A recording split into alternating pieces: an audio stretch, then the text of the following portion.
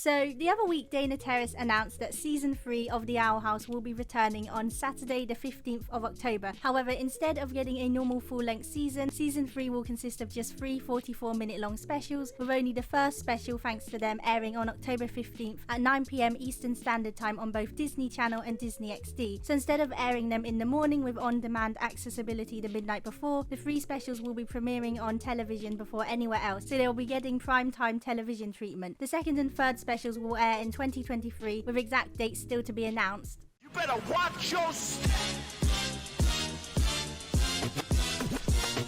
So now let's take a closer look at the season 3 poster. First of all, I love the darker tone that this poster gives off, and considering that Disney decided to finally give Dana full creative freedom for this last season, I do think that this season will most likely be a little bit darker than the previous season. Plus, this poster low-key gives me Stranger Things vibes. It also looks as if there's going to be some sort of time skip at some point, since everyone looks slightly different. Lucy's new look takes elements from both her beta design and pilot design, and the beanie that she's wearing is from her beta outfit, and the striped top that she's wearing is from both her pilot outfit and beta outfit. Her hair is also slightly longer, making her hair look more like her beta designs. However, it now finally has some sort of curliness in it and isn't as long as her beta design's hair. I like that she's still wearing Edith's jacket, and I think that her red and white sneakers along with her green sweatpants go quite well with the rest of her outfit. She also now has a scar on her left eyebrow from the fight with Monster Bellos in King's Tide.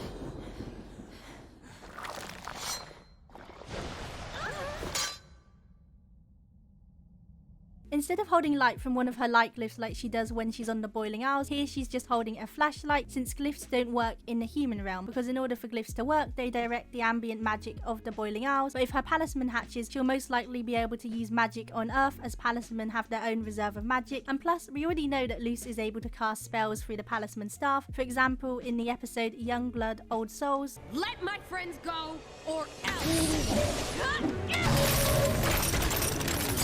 To the left of Luce, we can see Gus, who's also wearing a beanie and has slightly longer hair. Then standing behind Gus, we can see Willow. Her hair is in longer braids, and I can't really tell, but it sort of looks like she may be wearing Camilla's green jacket, given that Camilla is wearing a brown plaid shirt. Behind Willow is Hunter, and the first thing that I notice about him is that his iconic hair strand has been cut off. And out of everyone else, he's the only one whose hair hasn't gotten longer. So I'm guessing at some point he's going to learn more about Bellos and Caleb's past, and then after learning more about their past, he then cuts his hair in order to distance himself from Bellos, Caleb and the other Grimwalkers. So sort of similar to how Amity dyed her hair purple in order to distance herself from Redalia. Hunter also isn't wearing gloves anymore, and the fact that his tooth gap is missing is most likely just an error. Something else I noticed is that out of everyone, Hunter is the only one who's looking up at Monster Bellos, which I think sort of implies that out of everyone else, he'll be the one who's going to have to watch his back the most, because Bellos will most likely want revenge on everyone, but I think he'll especially want revenge on Hunter, as he betrayed him, and that betrayal from Hunter was a backstab to Bellos, so now Bellos will want to backstab Hunter for backstabbing him, thus that possibly being the reason as to why Hunter's the only one that's looking up at Monster Bellos looming behind everyone. He's watching his back, so he won't get backstabbed by Bellos. The eyes on Monster Bellos that we saw in the episodes Hollow Mind and King's Tide are also present in the poster, and I think that they could potentially be the souls of the palisman that Bellos has consumed over the years, as in Hollow Mind we saw that strong emotions can create subconsciouses, which were the palisman that Bellos consumed. Get away from him! Danger! Danger! Run!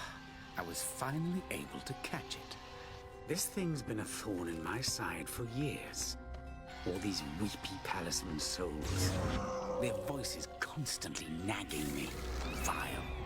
We can also see Flapjack, who's perched on a grave, which may be Caleb's grave, as he was most likely presumed dead and still got a grave despite being missing, and the fact that Flapjack is the only palisman in the poster that's off the staff, I think implies that he'll be getting more focus at some point. Now, to the right of Luce is Amity, who's holding her palisman staff, but her hair is longer and her brown roots are slightly showing at the top of her head, which I guess could be a nod to her beta design, except her hair is a different colour and isn't tied back like her beta designs is. Her hair also looks more pink than purple, which could just be the lighting of the poster making her hair look pink, or it was an intentional design thing, as purple hair dye fades to pink on brown hair, and yes, I know it can also fade to blue/green. She's also had an outfit change and is now wearing a pink top, black tights with polka dots, and a black overall style dress, which I think really suit her. Standing behind Amity is V, and I really like that she has now found her own look and style. It looks like she's wearing a yellow sweater, however I can't really tell if it's actually yellow or if it's just the lighting that's making her sweater look yellow. She also has her real ears showing instead of human ones, and has a slight slightly different hairstyle, which I think is pretty cool. Then standing behind V is Camilla. She's wearing a brown plaid shirt and black top and is also holding Lucy's red baseball bat, which is also actually a reference to Lucy's beta design, as the red baseball bat was Lucy's original weapon. Her hair is also slightly longer and she now has a grey streak going through it, and I think it will be really cool to see Camilla join everyone in their fight to save the Boiling Isles. Plus maybe she'll also go with everyone to the Demon Realm, and if she does go with them, maybe Luce will suggest to her that she sticks glyphs on the baseball bat so that she'll be able to better defend herself in the Demon Realm, which would then make the baseball bat identical to Beta Luce's one. Now the reason that they're all walking through a graveyard could most likely have something to do with the Witterbane brothers. Since Philip and Caleb are the only two known humans, excluding Luce, to have entered the Boiling Isles, it would make sense for them to go and investigate the supposed graves of Philip and Caleb, which could potentially be their ticket back to the Boiling Isles. So maybe there's some lingering Titan blood or magical clues hidden amongst the soil of the Witterbane brothers' supposed graves, or around the statue of the two brothers. But that's just one of my season 3 theories, so take it as you will. There's a little bird skull by Luce's foot, so maybe Belos has been eating or absorbing animals in order to regain back his body mass and strength. Lastly, I'm not really sure why, but the tree in the middle of the poster kind of reminds me of the Grom tree. Wait, hold on, does that mean we'll maybe get to see Luce and Amity go on some sort of picnic day in the human realm and they go and have their picnic by the tree that's in the poster? Because that would be so cool if that happened. So that's been some of my thoughts and theories about season 3, and to be honest, I feel really excited and nervous at the same time about it. Excited because the Owl House is finally coming back and I'm really interested to see how the story is going to conclude, but also really nervous because 3 44-minute long episodes just doesn't feel like enough to properly conclude the show in a way that won't feel rushed and leave us with a lot of unanswered questions. Although I do have a lot of faith in Dana and her crew, and I'm sure season 3 will be amazing, but you know, we can blame that one Disney executive for not giving the Owl House the chance that it deserved.